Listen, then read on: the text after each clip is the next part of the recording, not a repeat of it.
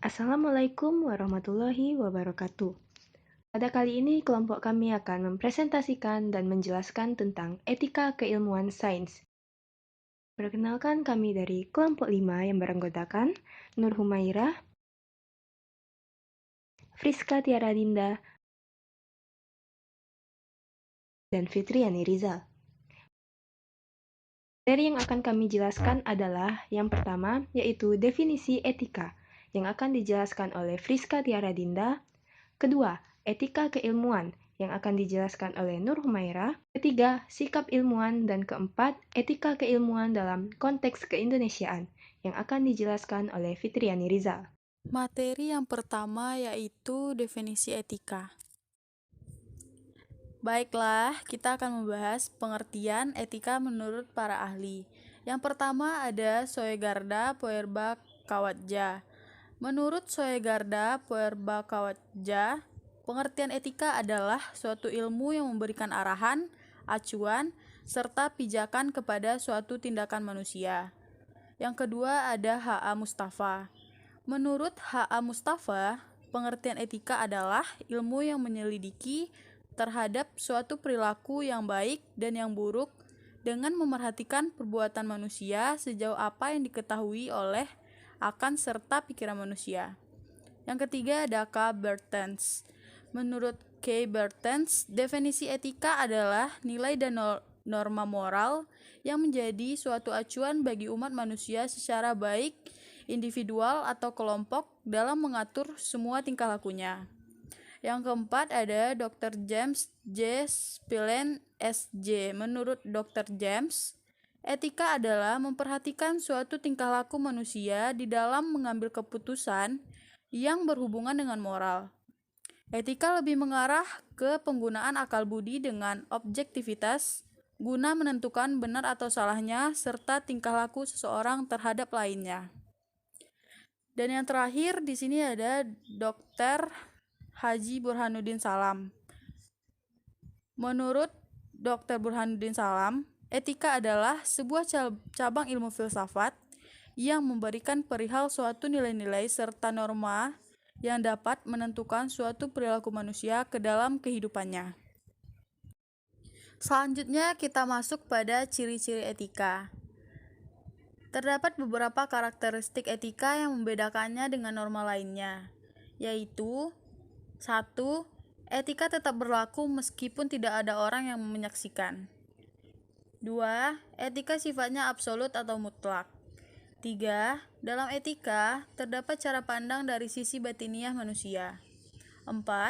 Etika sangat berkaitan dengan perbuatan atau perilaku manusia. Jadi, dimanapun kita berada, ada atau tidak ada pun orang lainnya, seharusnya kita tetap memakai etika sebagaimana mestinya.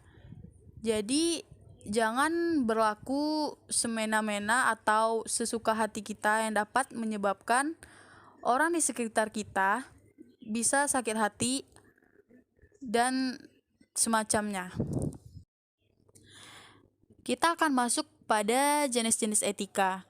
Secara umum, etika dapat dibagi menjadi dua jenis, yaitu yang pertama ada etika umum, di mana berbicara mengenai kondisi-kondisi dasar ketika manusia bertindak secara etis, bagaimana manusia mengambil keputusan etis, teori-teori etika dan prinsip moral dasar yang menjadi pegangan bagi manusia dalam bertindak serta tolok ukur dalam menilai baik atau buruknya suatu tindakan.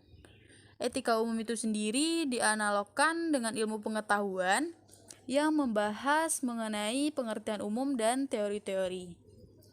Yang kedua ada etika khusus. Ini merupakan penerapan prinsip-prinsip moral dasar dalam bidang kehidupan yang khusus.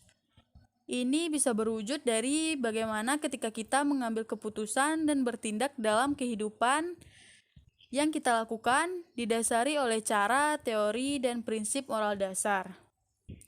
Selain dua di atas, ada dua jenis etika lainnya, yaitu yang pertama ada etika filosofis, yang artinya suatu etika yang bersumber dari aktivitas berpikir yang dilakukan oleh manusia.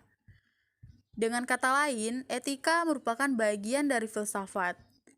Dan yang kedua ada etika teologis, yang pada dasarnya etika ini terdapat pada setiap agama. Ini adalah bagian dari etika secara umum karena mengandung berbagai unsur ketika umum dan dapat dimengerti jika dipahami etika secara umum. Hubungan etika filosofis dan etika teologis. Dalam sejarah manusia, terdapat perdebatan antar manusia mengenai posisi etika teologis dan etika filosofis tersebut. Ada 3 pernyataan yang paling menonjol dalam menanggapi perdebatan tersebut, yaitu yang pertama ada revisionisme. Ini berasal dari Augustinus, di mana ia menyebutkan bahwa etika teologis memiliki tugas untuk merevisi, yaitu mengoreksi dan memperbaiki etika filosofis. Yang kedua ada sintesis. Tanggapan ini dinyatakan oleh Thomas Aquinas, di mana ia menyintesiskan etika teologis dan etika filosofis.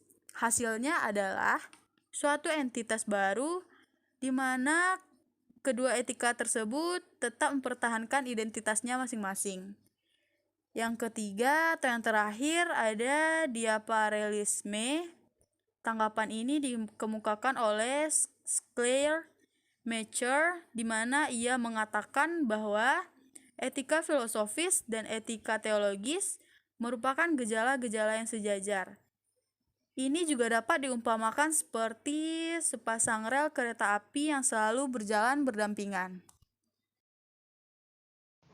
2. Etika keilmuan.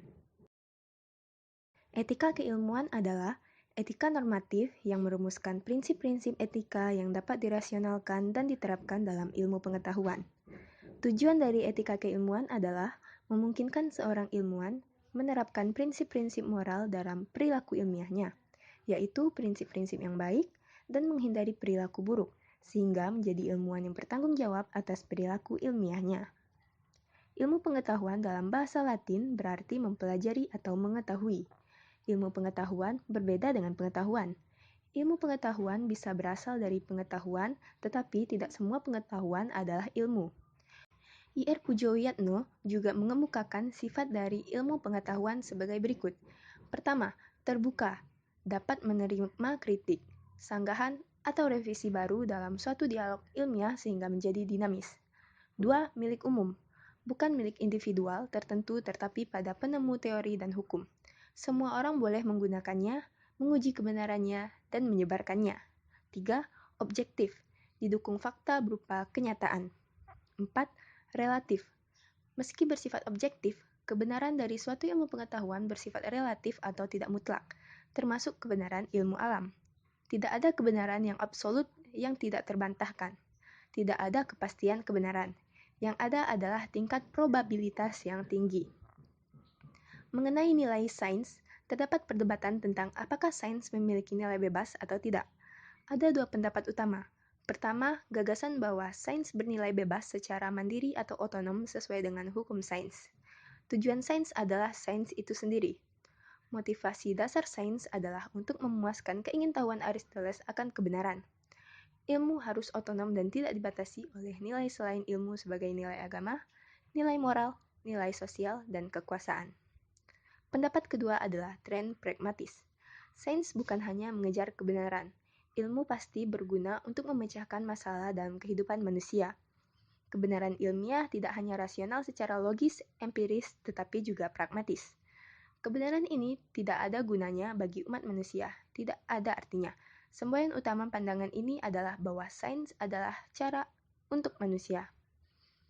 Cara untuk menyelesaikan kontradiksi antara kedua pendapat tersebut adalah dengan mempertimbangkan latar belakang alasan dan latar belakang penemuan tersebut. Materi yang ketiga yaitu sikap ilmuwan. Dalam konteks perkembangan keilmuan, ilmuwan harus memiliki sikap ilmiah yang merupakan bagian tidak terpisahkan dari hakikat ilmu. Hal ini dikarenakan sikap ilmiah merupakan sikap yang bertujuan untuk memperoleh pengetahuan ilmiah yang objektif. Ada beberapa sikap ilmiah yang harus dimiliki oleh seorang saintis sebagai individu yang aktif bekerja dan berkarya di lingkungan akademis. Berlaku untuk dosen dan mahasiswa, yaitu sebagai berikut. Yang pertama, menjunjung tinggi nilai kejujuran dan kebenaran. Kejujuran dan kebenaran merupakan nilai intrinsik ilmu, sehingga peserta keilmuan di lembaga akademik juga harus berpegang pada kedua nilai tersebut. Kejujuran melibatkan proses aktivitas ilmiah. Tanpa kejujuran, tidak akan ada kebenaran. Padahal, motivasi dasar ilmu adalah untuk memuaskan rasa ingin tahu tentang ilmu yang sebenarnya. Oleh karena itu, ilmuwan harus jujur dan objektif dalam pelaksanaan ilmu pengetahuan dan mempresentasikan hasil melalui pemikiran logis. Yang kedua, bertanggung jawab. Sikap ini mutlak diperlukan dalam semua kegiatan penelitian, aplikasi keilmuan, dan kegiatan keilmuan di lingkungan akademik. Yang ketiga, setia. Ilmuwan setia pada profesi dan bidang ilmiahnya. Kalaupun ada risiko yang harus dia terima dan jalani, dia harus setia menyebarkan kebenaran yang dipercaya. Yang keempat, sikap ingin tahu. Tentunya seorang ilmuwan memiliki rasa ingin tahu yang kuat, dapat menggali atau menemukan jawaban secara menyeluruh atas pertanyaan-pertanyaan yang mengelilinginya, serta mempublikasikan gagasannya dalam bentuk ilmiah sebagai bukti karyanya kepada dunia dan masyarakat biasa. Yang kelima, kritis. Bagi ilmuwan, mereka mengembangkan sikap kritis dan budaya penyelidikan untuk memastikan bahwa kebenaran yang sebenarnya dapat ditemukan. Oleh karena itu, selain lulus standar verifikasi tertentu, semua informasi pada dasarnya diterima sebagai masukan relatif. Yang keenam, mandiri. Ilmuwan berpikir dan bertindak sesuai suara kebenaran. Oleh karena itu, tidak ada yang bisa dibantah oleh orang lain, hanya karena mereka ingin menyenangkan seseorang. Perbaiki, komunikasikan dengan benar, dan salah mempresentasikan kesalahan meskipun ada resiko. Yang ketujuh, terbuka. Ilmuwan harus terbuka terhadap banyak hal, seperti perbedaan pendapat dan ide-ide baru yang diungkapkan oleh orang lain. Para ilmuwan telah bekerja keras untuk memperluas wawasan teoretisnya dan membuka kemungkinan dan penemuan baru di bidang profesionalnya. Ilmuwan akan mengajukan sikap bahwa sains, pengetahuan, dan pengalaman tidak terbatas dan akan terus berkembang. Artinya, ilmuwan harus selalu siap menghadapi perubahan dan hal-hal baru. Yang kedelapan, rela menghargai karya dan pendapat orang lain. Sikap ini pada dasarnya terkait dengan sikap sebelumnya. Ilmuwan selalu bersedia berdialog secara terus-menerus dengan kolega atau komunitas sekitar untuk menghadapi isu terkini secara dekat dan sensitif. Yang kesembilan, berpandangan jauh ke depan. Dengan kemampuan analitisnya, para ilmuwan dapat memprediksi potensi tertentu di bidangnya yang dapat membawa perubahan di masa depan. Ilmuwan memiliki tanggung jawab moral untuk mengubah masyarakat yang statis dengan pengetahuan menjadi masyarakat yang dinamis, sehingga ilmuwan dapat bereksperimen dan berinovasi dalam bentuk yang nyata melalui hasil penelitian. Materi yang keempat yaitu etika keilmuan dalam konteks keindonesiaan. Tradisi kegiatan ilmiah di Indonesia memang tidak sekuat di dunia barat. Padahal, persoalan nilai dan pengetahuan harus dipahami sejak awal sebagai pintu gerbang kehidupan ilmiah di Indonesia. Ilmu yang dikembangkan harus bermanfaat secara objektif bagi seluruh umat manusia dan tidak boleh bertentangan dengan nilai-nilai Pancasila, seperti nilai ketuhanan, yaitu ketuhanan yang Maha Esa. Berarti bahwa manusia tidak hanya mengenali dan menghargai kapasitas akal manusia, tetapi juga menyadari bahwa ada kekuatan lain yang lebih besar. 2. Nilai kemanusiaan, yaitu kemanusiaan yang adil dan beradab. berarti bahwa sains harus kembali pada fungsi asli umat manusia, bukan hanya kelompok atau sektor tertentu. 3. Nilai keutuhan bangsa, yaitu persatuan Indonesia, memiliki arti bahwa meskipun ilmu pengetahuan bersifat universal, namun hal-hal yang bersifat lokal juga harus diakomodasi agar dapat berfungsi secara harmonis. Ilmu yang dikembangkan tidak boleh merusak atau membahayakan keutuhan nasional negara Indonesia. 4. Nilai demokrasi. Nilai ini menyiratkan bahwa pengetahuan yang dikembangkan hendaknya tidak ditentukan atau dikendalikan oleh beberapa orang. Berbagai pendapat para ahli di bidangnya perlu dipertimbangkan untuk menghasilkan pertimbangan yang representatif. 5. Nilai keadilan dalam masyarakat. Ia tidak boleh melayani sekelompok kecil orang, apalagi melayani kepentingan penguasa. Nilai Pancasila memiliki banyak sumber ilmu yang harus diwujudkan dalam kehidupan manusia dan dapat dijadikan pedoman dalam berperilaku. Jika Pancasila benar-benar digunakan untuk segala kegiatan, tugas kebangsaan, dan tugas akademik, maka ilmu yang dikandungnya sudah cukup untuk mengatasi permasalahan suku dan kemajuan. Ketika seseorang mampu hidup dengan nilai-nilai moral Pancasila, maka bangsa Indonesia dapat berperilaku lebih baik sehingga bercita-cita untuk mencapai tujuan dan menjadikan jati diri bangsa Indonesia lebih bermartabat. Masyarakat harus memahami bahwa Pancasila yang memiliki nilai-nilai luhur itu adalah sifat-sifat dan karakter yang sesuai dengan bangsa Indonesia. Karena itu, perguruan tinggi harus mampu mengembangkan dan menanamkan sejak dini di dalam pikiran masyarakat Indonesia. Baiklah, sekian presentasi dari kami. Lebih dan kurangnya kami mohon maaf. Kami akhiri dengan wassalamualaikum warahmatullahi wabarakatuh.